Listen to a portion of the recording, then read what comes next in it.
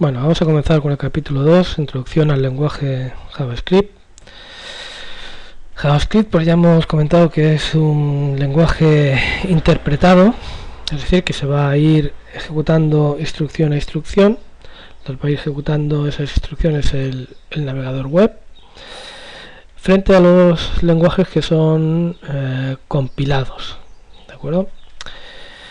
Hoy en día cualquier navegador pues es capaz de ejecutar código JavaScript, cualquier navegador actual.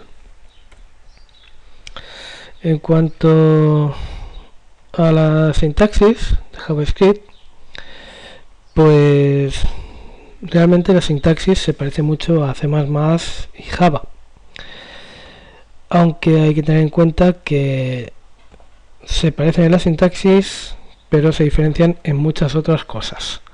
Java es muy distinto a JavaScript, ¿de acuerdo? Son dos lenguajes realmente totalmente diferentes. Por ejemplo, JavaScript, sus objetos utilizan herencia basada en prototipos. Es decir, en JavaScript se utilizan objetos, de acuerdo. En Java también se utilizan objetos y en C++ también se utilizan objetos. Pero, por ejemplo, la forma de crear esos objetos, de heredar propiedades de esos objetos, es decir, la herencia, se implementa de forma muy diferente en C++ y Java y en JavaScript. En C++ y Java existen lo que se dicen clases, lo que se llaman clases. Se define una clase y un objeto se crea como una instancia de esa clase. En JavaScript eso no funciona así. En JavaScript no hay clases. En vez de clases tenemos lo que se llaman prototipos. ¿Qué es un prototipo? Bueno, pues en JavaScript los objetos se crean copiándose unos de otros. Pues el objeto inicial del que se copia es el prototipo. Con esto ya veis que eso es una diferencia bastante importante de unos lenguajes a otros. Luego, JavaScript es un lenguaje débilmente tipado. ¿Qué significa esto?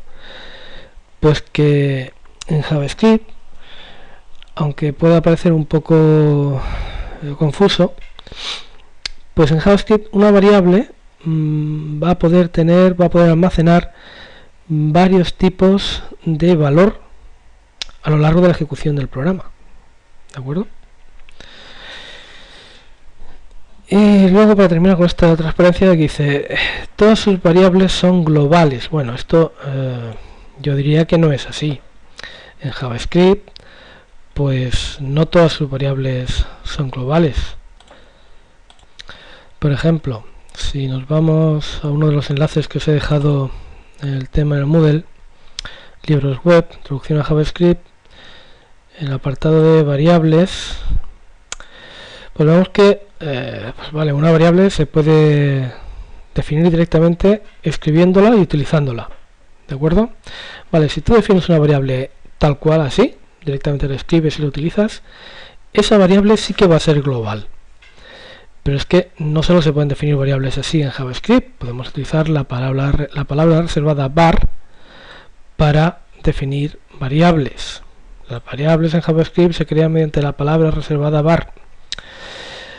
Cuando yo creo una variable con la palabra reservada var, esa variable que creo va a ser local al lugar en el que yo haya declarado la variable. Si la declaro dentro de una función, pues va a ser local a la función. Si la declaro dentro de un bucle, va a ser local a ese bucle.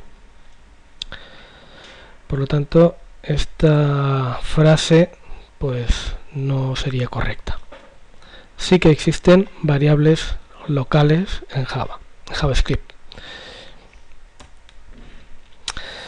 El Hola Mundo. Bueno, el apartado 2.2 del libro Hola Mundo con JavaScript. Bueno, el Hola Mundo es el programita que se escribe siempre cuando estás empezando a aprender un lenguaje de programación. Consiste sencillamente en sacar por pantalla un mensaje, que el mensaje suele ser Hola Mundo, ¿vale? En principio, para empezar a trabajar con JavaScript, lo único que necesitamos es un editor de texto normal y corriente, el edit, el bloc de notas o cualquier cosa por el estilo, y un navegador web para que interprete el código que guardamos en ese archivo con nuestro editor de texto. ¿De acuerdo? Aquí tenéis pues un típico ejemplo del lenguaje Hola Mundo, del programa Hola Mundo. En este caso se ha escrito la instrucción alert directamente embebida dentro del documento HTML, ¿de acuerdo? Directamente se ha escrito aquí, entre las etiquetas script, la instrucción JavaScript. Otra versión del Hola Mundo es uno exactamente igual, solo que en vez de escribir la instrucción JavaScript entre las etiquetas script, la instrucción JavaScript la vamos a escribir en un archivo separado independiente. Un archivo lo vamos a llamar holamundo.js y dentro de este archivo escribimos la instrucción, la misma que en el ejemplo anterior. Esto lo hemos indicado en el atributo src, source, de la etiqueta script. ¿De acuerdo? Aquí estamos indicando que las instrucciones en JavaScript están en el fichero holamundo.js. El resultado de cualquiera de estos dos archivos pues va a ser exactamente el mismo. Se abrirá una ventanita en la que se mostrará el mensaje Hola Mundo en JavaScript.